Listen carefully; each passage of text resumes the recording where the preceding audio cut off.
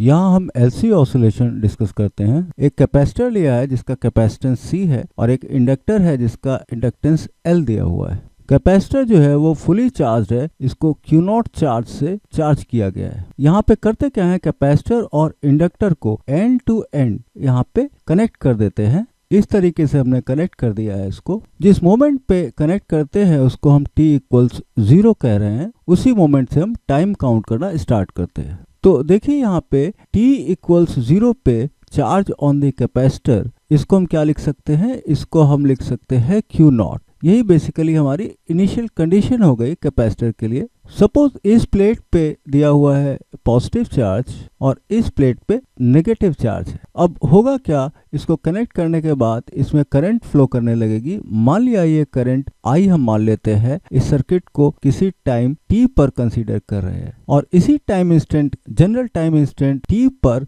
इस पे charge plus q है और इस पे माइनस q, ऐसा हम मान रहे हैं। तो यहाँ पे देखिए करंट और चार्ज की रिलेशनशिप क्या होगी। अगर हम देखें, करंट का मैग्नीट्यूड हो जाएगा I equals minus dq dt। तो ये करंट की वैल्यू है। माइनस साइन हमने यहाँ पे क्यों लिया है, माइनस साइन इसलिए लिया है कि जैसे ही टाइम पास होता है, 0 से t जाता है, चार्ज देखिए इस प्लेट पे कम होता है। तो चार्ज टाइम के साथ कम हो रहा है, dq dt नेगेटिव होगा। इसको पॉजिटिव करने के लिए हमने ये नेगेटिव साइन यहाँ पे लिया। यहाँ पे हम एक एजम्पशन भी ले रहे हैं। एजम्पशन देखिए क्या है, एजम्पशन है कि हमने कैपेसिटर और इंडक्टर दोनों को आइडियल लिया है। आइडियल का मतलब जो रेजिस्टेंस है वो 0 है कैपेसिटर और इंडक्टर में, कनेक्टिंग वायर में भी 0 रेजिस्टेंस है। तो ओवरऑल रेजिस्टेंस हमने इस सर्किट में 0 लिया है। जब सर्किट में रेजिस्टेंस 0 है तो इन ए सेंस यहाँ पे बेसिकली हीट लॉस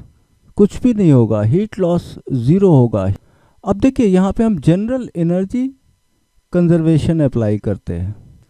तो जनरल एनर्जी कंजर्वेशन मीन्स अगर हम देखें टोटल एनर्जी यहाँ पे क्या क्या है, यहाँ पे है कैपेसिटर की potential energy half Q²/C plus inductor की potential energy half Li²। Heat loss 0 है, कोई भी ग्रॉस मोशन नहीं है सर्किट में, तो काइनेटिक एनर्जी भी 0 है। तो total energy basically half Q²/C plus half Li² है। तो ये एनर्जी बेसिकली हम मान रहे हैं E0 है, ये कंजर्व्ड है, ये कांस्टेंट रहेगी। अब देखिए इनिशियली चार्ज हमको दिया था Q0 चार्ज था यहाँ पे उस समय जब t इक्वल 0 पे सर्किट को कनेक्ट किया गया था।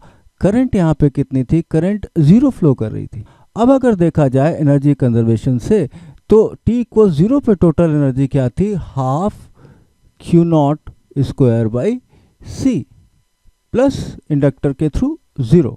एक और बात याद रखिए, यहाँ पे ध्यान दीजिए कि यहाँ पे एनर्जी जो एक्सचेंज होगा वो इन दो एनर्जीज के बीच ही होगा। शुरू में क्योंकि टोटल एनर्जी कांस्टेंट है, अगर ये चार्ज डिक्रीज होगा, potential energy of capacitor decrease होगी, तो उस केस में पोटेंशियल एनर्जी इंडक्टर की इंक्रीज होगी, करंट इंक्रीज होगी सर्किट में। अब अगर आपसे पूछा जाता है कि मैक्सिमम करंट क्या होगी सर्किट में, तो देखिए मैक्सिमम करंट हम निकाल सकते हैं। मान लिया मैक्सिमम करंट I0 है तो हाफ Li²। मैक्सिमम करंट होगी तो मिनिमम चार्ज होगा जो कि 0 होगा प्लस 0। अब इन दोनों इक्वेशंस को रिलेट करके हम मैक्सिमम करंट निकाल सकते हैं। या आपसे पूछा जाता है किसी इंस्टेंट पे आप करंट बताइए क्या होगी, उस इंस्टेंट पे चार्ज दिया हुआ है, तो आप इन दो इक्वेशंस को रिलेट करके करंट निकाल सकते हैं।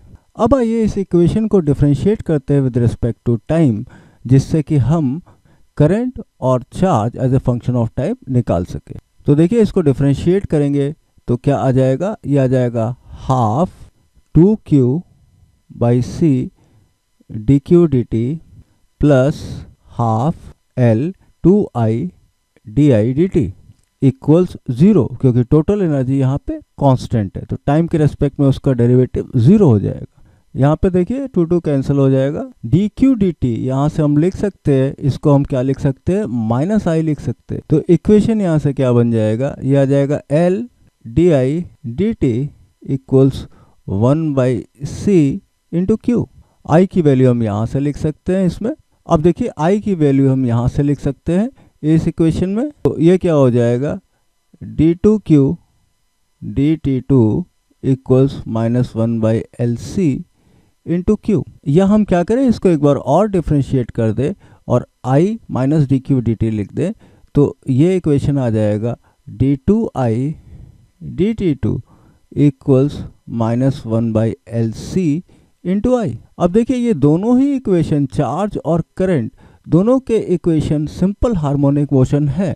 सिंपल हार्मोनिक मोशन में यहाँ पे चार्ज और करंट दोनों ही सिंपल हार्मोनिकली ऑसिलेट कर रही है विद रिस्पेक्ट टू टाइम। इस वैल्यू को हम क्या लिख सकते हैं, इसको हम ओमेगा स्क्वायर लिख सकते हैं। ओमेगा एंगुलर फ्रीक्वेंसी है SHM की, इसको भी ओमेगा स्क्वायर हम लिख सकते हैं।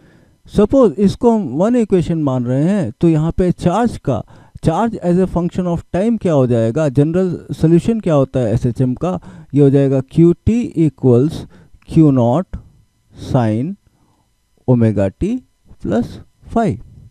फाई कांस्टेंट है जिसकी वैल्यू इनिशियल कंडीशन से आ जाएगी। इनिशियल कंडीशन क्या है, t इक्वल्स 0 पे चार्ज बेसिकली Q0 है, तो इसको पुट करेंगे यहाँ पे Q0 equals Q0 sine omega t plus phi. Omega t क्या हो जाएगा यहाँ पे 0, t इक्वल्स 0 है, इसका मतलब क्या हो गया, sine phi equals 1 means phi equals π/2। तो charge as a function of time क्या आ जाएगा, QT equals Q0 sine omega t plus π/2 means ये आ जाएगा QT is equal to Q0 cos omega t. अब देखिए इसी को हम डिफरेंशिएट कर दे तो करंट आ जाएगी as a function of time, ये क्या हो जाएगा minus d q d t. या करंट हम डायरेक्टली इस इक्वेशन से इक्वेशन 2 से निकाल सकते हैं। Current as a function of time I t क्या हो जाएगा, ये हो जाएगा I0 sine omega t plus phi, SHM का general equation. Initial condition t equals 0 पे यहाँ पे करंट है बेसिकली 0, तो उस हिसाब से यहाँ पे क्या आ जाएगा, 0 equals I0 sine omega t 0 plus phi means phi की वैल्यू यहाँ पे 0 आ जाएगी। तो current as a function of time हो गया I0 साइन ओमेगा टी। यहाँ पे देखिए I0 की वैल्यू हम निकाल सकते हैं, जो एनर्जी इक्वेशन थी हमारी उससे हम डायरेक्टली निकाल सकते हैं I0 की वैल्यू और यहाँ पे पुट कर सकते हैं।